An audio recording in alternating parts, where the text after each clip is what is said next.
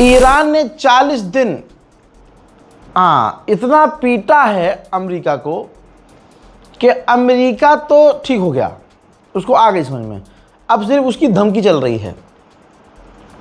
ये बात आपको और हमको पता चल चुकी है, वो धमकी खेल रहा है सिर्फ, चाहे फौज भेज रहा हो, कुछ भी कर रहा हो, लेकिन फिलहाल तो वो धमकी दे रहा है और कुछ नहीं कर रहा है। अब बड़ा अपडेट ये आया है कि अमेरिका ही इजराइल से कह रहा है और इजराइल पर प्रेशर डाल रहा है कि ईरान पर हमला मत करना, ईरान से अपनी लड़ाई ख़त्म कर लो। ये बात अलग है कि इजराइल नहीं मानेगा, लेकिन आप देखिएगा कि प्रेशर तो पूरा लेगा, क्योंकि इजराइल उसको पता है कि अब अमेरिका इस जंग में नहीं कूदेगा, क्योंकि एक्सपर्ट कह रहे हैं कि जितनी मुश्किल से ये जंग से निकला है ट्रंप, तो अब नहीं लगता कि ये दोबारा जंग में कूदेगा। लेकिन ये अमेरिका है, किसी का सगा नहीं है, कुछ भी कर सकता है, और ईरान रेड अलर्ट पर है। मेरे दोस्तों, इसके अलावा अमेरिका में लेबनान और इजराइल के बीच बात हुई थी, आपको मैंने बताया और दिखाया भी था। लेकिन इजराइल ने बात कर ली, इसका मतलब सीज फायर थोड़ी कर लेगा वो, उसका तो खून ही गंदा है। एक तरफ बात हो गई है, लेबनान ने कहा हाँ बात बहुत बढ़िया हुई है, इसके बावजूद एक तरफ वो बात कर रहा था और एक तरफ लेबनान पर वो बमबारी कर रहा था, लेबनान पर हमले इजराइल के। या अल्लाह, فان مستهدفين فان।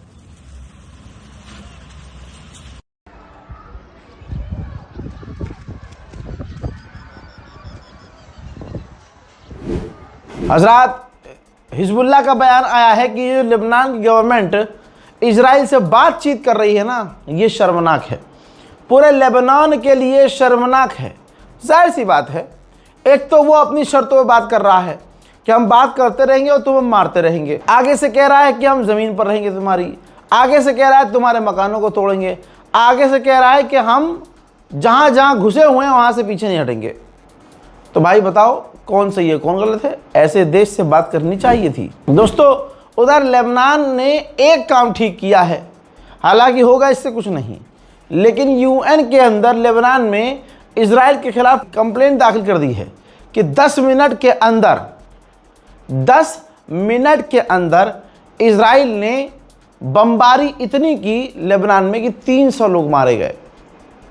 पूरी दुनिया का हैवान तरीन इंसान भी इजराइल के इस काम को सपोर्ट नहीं कर रहा है।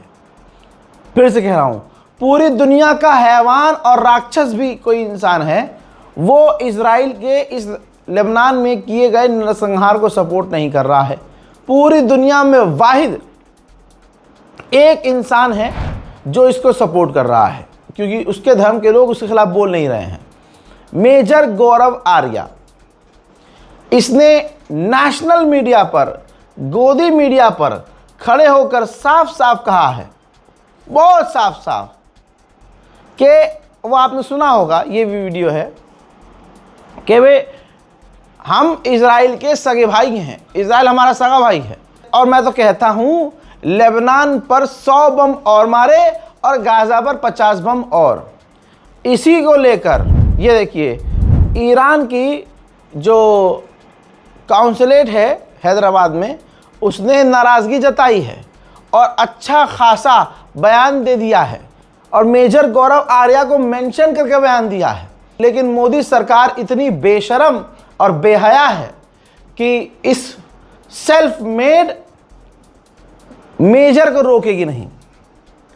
इस मेजर गौरव आर्या की अगर बात आपको याद दिला दूं, ये हराम का पिल्ला, गंदी नाली का कीड़ा, ये सुअर की नस्ल, ये जो जंग में से भाग गया था, ये लड़ाई नहीं था, इसने पता है क्या कह दिया था? साबुन का पानी घोल कर पी लिया और कह दिया जी पेट खराब है।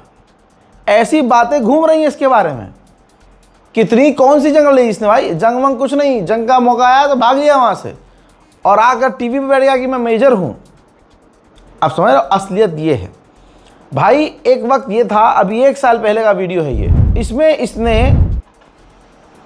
ईरान के विदेश मंत्री अब्बास आराक्ची को सुअर कहा था।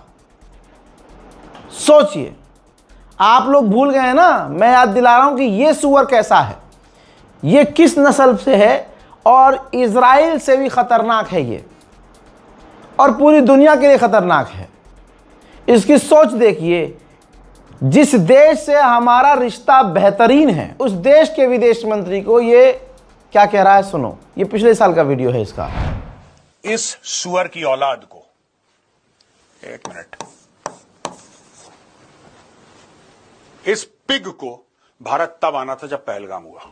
हजरात, ईरान ने पहलगाम में हुए हमले की निंदा की थी, पाकिस्तान का साथ कभी नहीं दिया, लेकिन जो पड़ोसियों की मेहनत से और चुपके चुपके कार्यक्रम करके जो पैदा हुआ गंदी नस्ल का कीड़ा है, मोदी सरकार इसको फ्रंट पर ले जाकर ईरान को गालियां बकवा रही है। मोदी जी इसको फॉलो करते हैं, यानी ये मोदी जी से बातचीत भी करता होगा। हमें तो मोदी पे भरोसा नहीं है, और इसकी लैंग्वेज से तो मोदी पर बिल्कुल भरोसा नहीं है, क्योंकि मोदी इसे फॉलो करते हैं। और ये जाहिर सी बात है, मोदी ही गाली बकवा रहे होंगे। अगर मोदी देख रहे हैं कि भाई ये हमारे रिश्ते किसी देश के साथ खराब कर रहा है, और सामने से मोदी जी कुछ नहीं कह रहे हैं, तो इसका मतलब मोदी जी का ही है, मतलब चुप रहकर साथ दे रहे हैं मोदी जी। तो ये है मेजर गौरव आर्या। लेकिन मैं तमाम शिया समुदाय से अपील करता हूं, क्योंकि भाई हम अहले सुन्नत में कोई ऐसा नहीं है जो खड़ा होकर एफआईआर कर दे।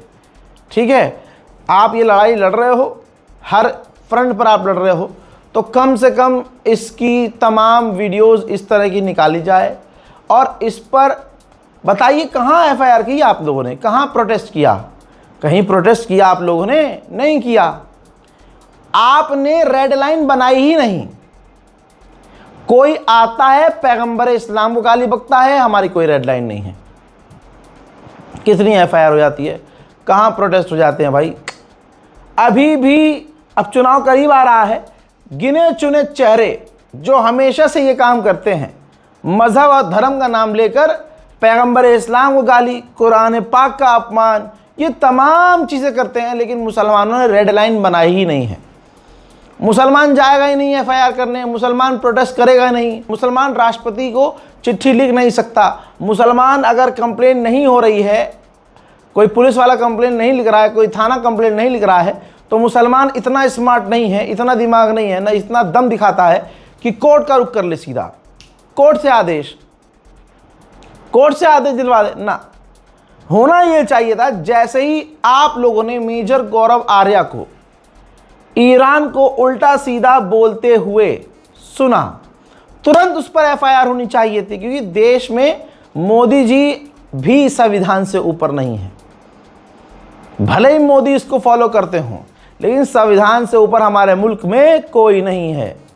कंप्लेन करनी चाहिए थी। कल वो उसने अब्बास अराक्ची जो ईरान के विदेश मंत्री, उन्हें गाली बकी थी, आज नरसंहार का साथ दे रहा है।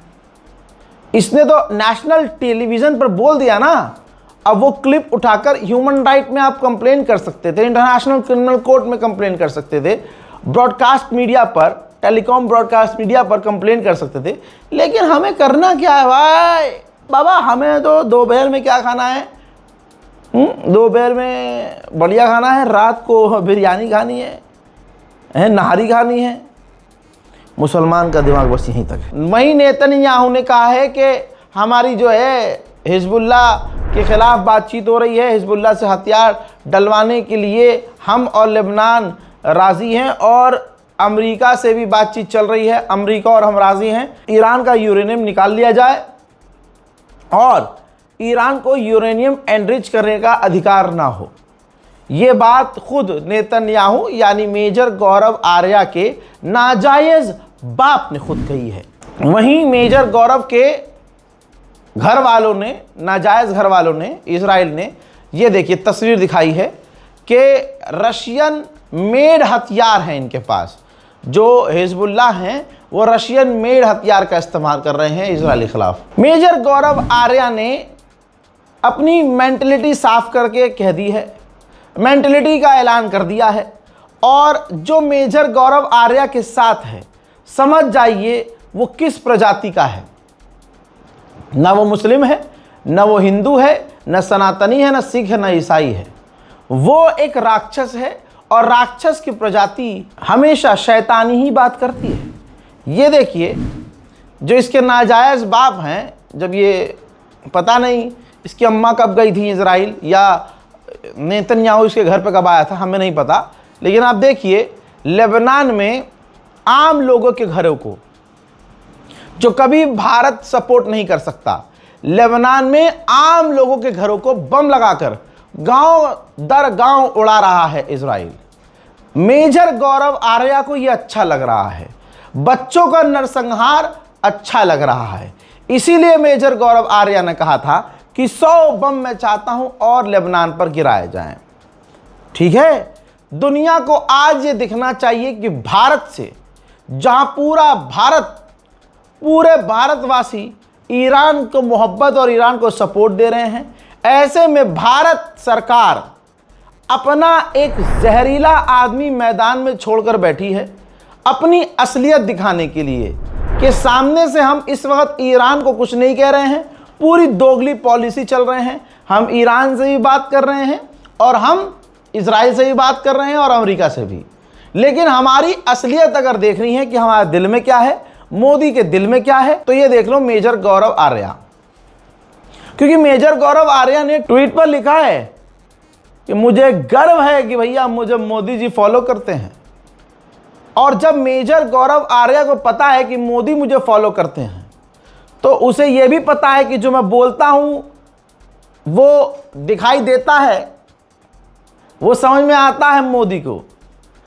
और अगर मोदी जी कुछ नहीं कह रहे हैं मुझे, मैं बिल्कुल सही रास्ते पे हूं, तो वो हर साल एक कदम आगे बढ़कर नेतन्याहू जैसे बयान देता है। और आज इजराइलियों को उसने अपना सगा भाई बताया है। किसे सगा भाई बताया है? देखिए, हिंदुओं को ये चीज समझनी चाहिए। कहता है इजराइल मेरा सगा भाई है।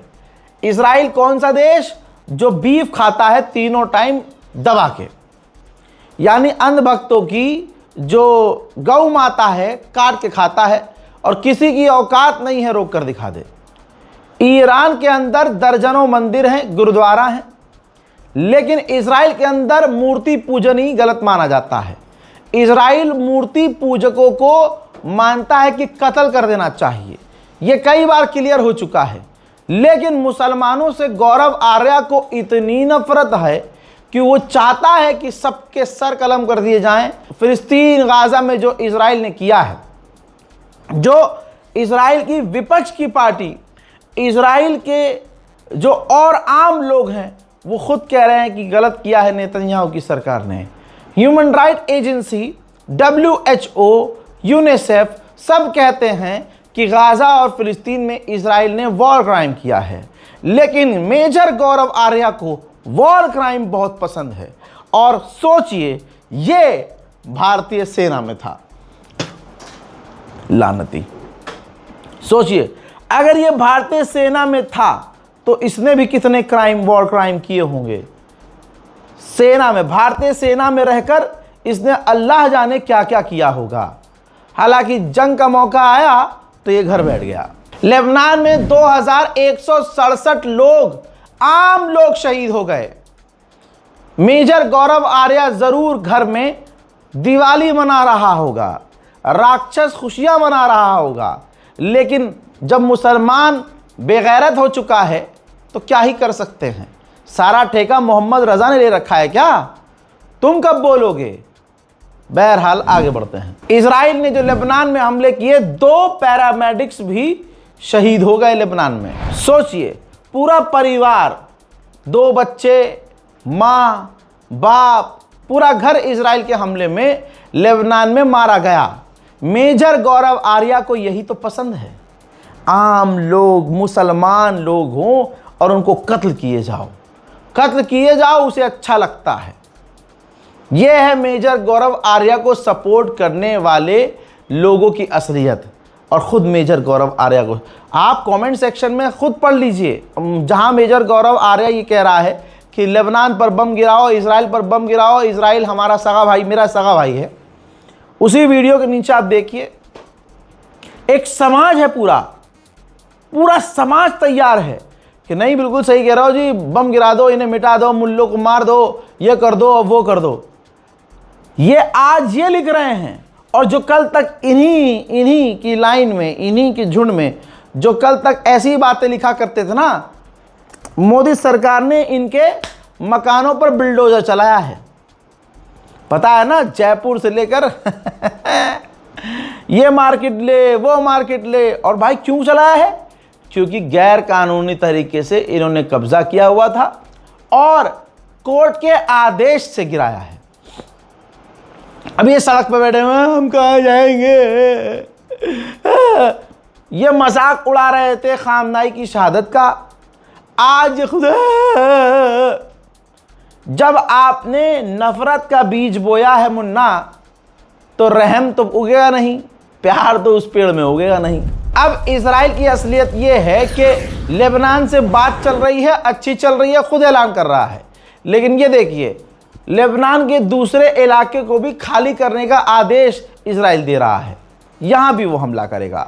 इजराइल की आदत है, फितरत है कि वो हमेशा से जंग लड़ता रहेगा, जंग करता रहेगा, और जंग क्या कहूं, वो नरसंहार करेगा। क्योंकि सामने से हमला नहीं होता, ये करता रहता है। सामने से जो होता है तो फट के चार हो जाती है। ईरान से तो फट गई, इसकी हवा निकल गई, चड्डी निकल गई, इसकी चड्डी फट के चार हो गई। अब देखिए, लेबनान पे वो हमला कर रहा है, फिलिस्तीन पर उसने हमले शुरू किए हैं, गाजा के ऊपर उसने हमले किए, जिसमें 4 लोगों की शहादत हो गई और 10 लोग घायल हो गए। उधर जो अपडेट मैंने आपको दिया था, देख लीजिए। ईरान पहुंचे हैं पाकिस्तान के आसिम मुनीर आर्मी चीफ और अब्बास अराक्ची, यानी ईरान के विदेश मंत्री समेत टॉप लीडरों से बात हो गई है, बात चल चुकी है, हो गई है बात। जब तक आप ये रिपोर्ट देख रहे होंगे, ये बातचीत खत्म हो चुकी होगी और तैयारी की जा रही है कि अमेरिका से अगले चरण की बात की जाए और आमने सामने मुलाकात की जाए। याद रहे, पाकिस्तान के आर्मी चीफ खुद पहुंचे हैं मनाने के लिए ईरान को, क्योंकि ईरान राजी नहीं है बातचीत को। फिलहाल के इस रिपोर्ट में इतना ही। रिपोर्ट को शेयर कीजिए। जय हिंद।